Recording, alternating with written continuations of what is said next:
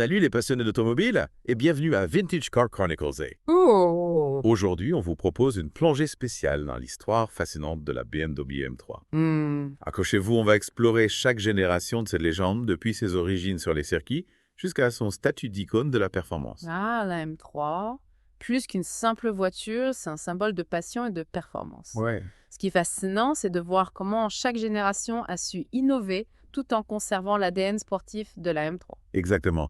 Et pour bien comprendre cette évolution, on commence par la genèse. Ouais. La E30 ans, produite de 1986 à 1991. Saviez-vous qu'elle a été conçue dès le départ comme une homologation spéciale pour la course? Ah oui, C'était une vraie bête de course autorisée sur la route. absolument. D'ailleurs, son design anguleux, si différent des modèles plus récents, Ouais. reflétait cette philosophie.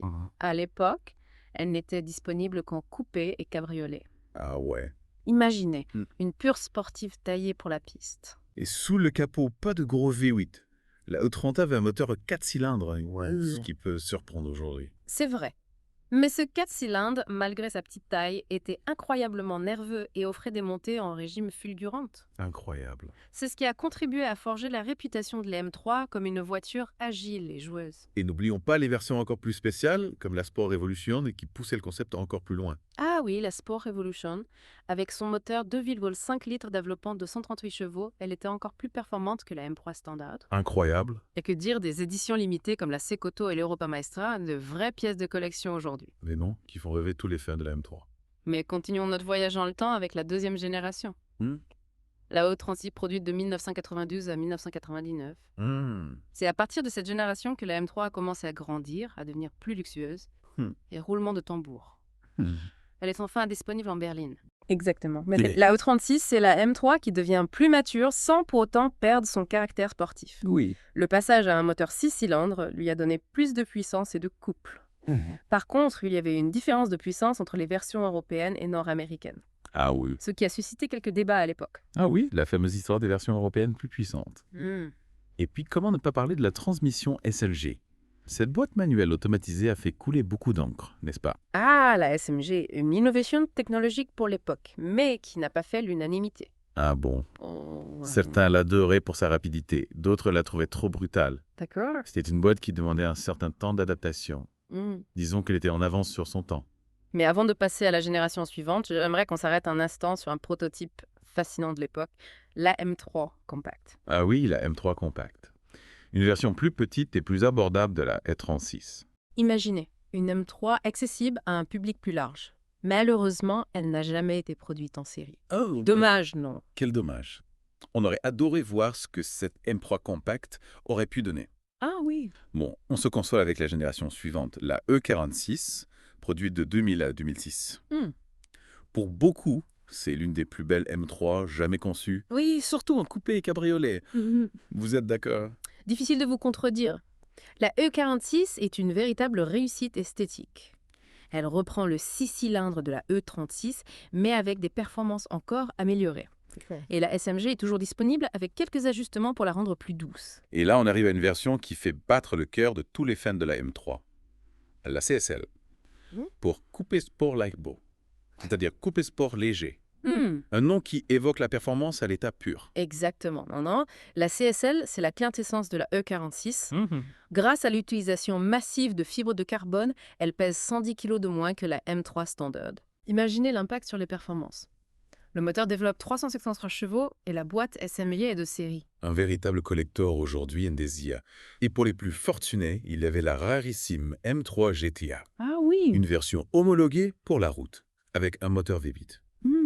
Seulement 10 exemplaires, produits Tour Diez. Ah oui, la M3 GTA. Une voiture exceptionnelle conçue pour la compétition et adaptée à la route. Oui. Son V8 de 4 litres développe 3 rangs de 80 chevaux et lui permet d'atteindre des vitesses incroyables. Incroyable. Une voiture qui a marqué les esprits. Avant de passer à la suite, Oui. j'ai une question pour vous. Est-ce que cette multiplication des versions spéciales, comme la CSL ou la GTR, Oui, ne contribue pas à renforcer le mythe de la M3? c'est une excellente question. Je pense que oui, absolument. Oui. Ces versions exclusives, souvent produites en série limitée, alimentent la passion des collectionneurs et des fans. Elles montrent aussi la capacité de BMW à repousser les limites de la performance. Et ça nous amène à la génération suivante. La E90 Active Android Bürgerentier, produite de 2007 à 2013. Oui. C'est la seule génération de M3 à avoir été équipée d'un V8 en série. Un vrai tournant dans l'histoire du modèle. Oui, c'est vrai. Le V8, la L9X, c'est un bijou de technologie. Dérivé du V10 des M5, M6, il offre des performances exceptionnelles, Oui. avec une sonorité rock qui donne des frissons. La berline fait son grand retour dans la gamme, Oui. et les cabriolets adoptent un toit rigide rétractable. Et pour les amateurs de sensations fortes, il y a eu la M3 GTS, Oui. une version encore plus radicale avec une puissance accrue, un poids réduit et un look agressif, avec ses peintures orange vif. La M3 GTS, c'est une voiture taillée pour la piste. Oui. Un arceau de sécurité, des sièges baquets, un aileron arrière réglable. Tout est conçu pour la performance. De vraies bêtes de course. Et puis, il y a eu la M3 CAT, encore plus rare que la GTS, avec des éléments en fibre de carbone et une production limitée à 67 exemplaires. La M3 CRT, c'est la quintessence de la sportivité et du luxe. Ouais. Elle reprend le V8 de 4,4 litres de la GTS et bénéficie d'un équipement haut de gamme. Une voiture exclusive pour les connaisseurs. Avant de passer à la génération suivante, je voudrais vous demander, avec le recul, comment analysez-vous le passage au V8 pour la M3 ? Est-ce que c'était une évolution naturelle ou une rupture avec l'ADN du modèle Mi ? C'est une question intéressante. Oui. Je pense que le passage au V8 était une évolution logique, D'accord. compte tenu de l'augmentation de la puissance et des performances recherchées. Oui. Mais c'est vrai que certains puristes ont regretté la disparition du 6 cylindres en ligne, qui est un élément emblématique de la M3. C'est vrai, on peut comprendre ce sentiment de nostalgie. Oui. Mais continuons notre exploration avec la génération F80, produite de 2014 à 2018. C'est un retour aux sources avec un 6 cylindres en ligne. Oui. Mais attention, cette fois-ci, il est turbo-compressé. Exactement. Le retour au 6 cylindres était attendu par de nombreux fans. Le moteur S55 de 3 litres développe 431 chevaux grâce à la suralimentation. D'accord. Il est associé à une boîte manuelle à 6 rapports ou à une boîte automatique à double embrayage à 7 rapports. Et BMW ont ensuite introduit le Pack Competition, qui a finalement remplacé la version standard. Il offrait une puissance accrue à 450 chevaux, des suspensions retravaillées et un différentiel actif optimisé. Le Pack Competition a permis d'améliorer encore les performances de la M3, en lui donnant un comportement encore plus sportif. Et pour les puristes, il y a eu la M3 CS, une version allégée et plus puissante avec 460 chevaux, une boîte de vitesse automatique à double embrayage et un équipement spécifique axé sur la performance. La M3 CS était une série limitée à 1200 exemplaires. Ah oui. Elle était reconnaissable à son capot en fibre de carbone, son aileron arrière spécifique et ses jantes en alliage léger de 20 pouces. On arrive maintenant à la génération actuelle. Oui. La G80, lancée en 2020. Le 6 cylindres turbo-compressé est toujours là. Avec une puissance de 480 chevaux pour la version standard et 510 chevaux pour la compétition. La G80 marque une nouvelle étape dans l'histoire de la M3. Elle est disponible en propulsion ou en transmission intégrale X-Drive, une première pour la M3. Et la grande nouveauté, c'est l'arrivée d'une version Break, la M3 Touring. Une première pour BMW qui répond aux attentes des familles sportives. La M3 Touring est un modèle très attendu par les fans. Elle offre la même polyvalence qu'un break classique, tout en conservant les performances exceptionnelles de la M3. Et bien sûr, on retrouve la version CS, encore plus puissante et radicale, avec 550 chevaux et un équipement spécifique axé sur la performance. Une véritable sportive pour les circuits. La M3 CS est l'expression ultime de la sportivité pour la G80. Elle est équipée d'un châssis optimisé, d'un système de freinage renforcé et de pneumatiques ultra performants. Waouh, quelle histoire! On a déjà couvert beaucoup de terrain aujourd'hui. Oui. Mais avant de conclure cette première partie, j'aimerais revenir sur un point crucial.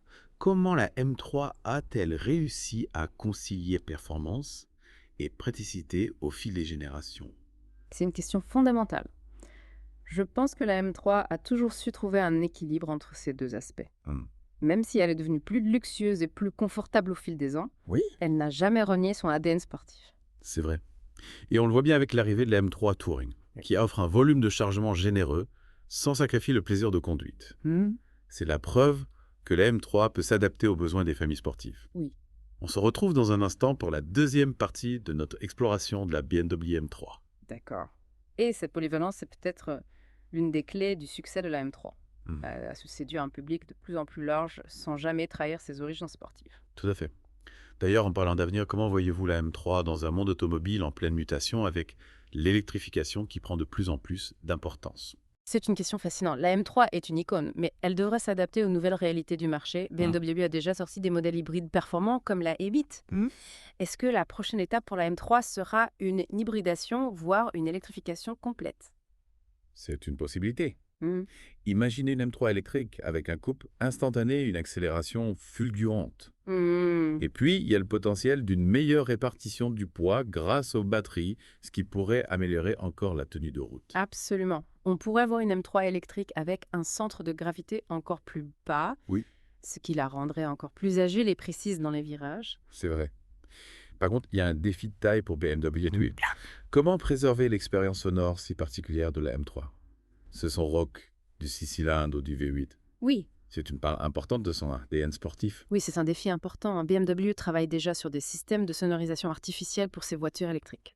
Il faudra trouver un juste équilibre entre un son artificiel convaincant et l'authenticité de l'expérience M3. En tout cas, on peut faire confiance à BMW pour explorer toutes les pistes. Ils ont toujours été à la pointe de l'innovation technologique. Parlons un peu design maintenant. D'accord. La M3 a toujours eu un look sportif et élégant, avec des lignes musclées et des détails distinctifs. Oui. Comment voyez-vous l'évolution du design pour les futures générations? Je pense que BMW va continuer à miser sur un design sportif et dynamique, tout en intégrant des éléments qui reflètent l'électrification, si c'est la voie choisie. On pourrait imaginer des lignes plus fluides, des optiques plus fines, des éléments aérodynamiques plus marqués pour optimiser l'efficacité énergétique. Et puis il y a la question des matériaux. Oui. BMW utilise déjà beaucoup de fibres de carbone et d'aluminium pour alléger ses voitures. Est-ce que cette tendance va s'accentuer avec l'électrification? Absolument. L'allègement est crucial pour les performances et encore plus pour les voitures électriques pour compenser le poids des batteries. Oui. La fibre de carbone et l'aluminium, mais aussi d'autres matériaux innovants seront essentiels pour concevoir des M3 du futur, à la fois légères et performantes. Et à l'intérieur, la M3 a toujours offert un habitacle sportif et luxueux. Qu'est-ce qu'on peut imaginer pour les prochaines générations, Safa? Je pense que BMW va continuer à soigner l'intérieur de la M3. Oui. En proposant des matériaux haut de gamme, des sièges port enveloppants et une ambiance à la fois sportive et raffinée. Et bien sûr, on peut s'attendre à une intégration encore plus poussée des technologies numériques, Oui. avec des écrans plus grands, des systèmes d'infodivertissement plus évolués et des aides à la conduite plus performantes. Exactement.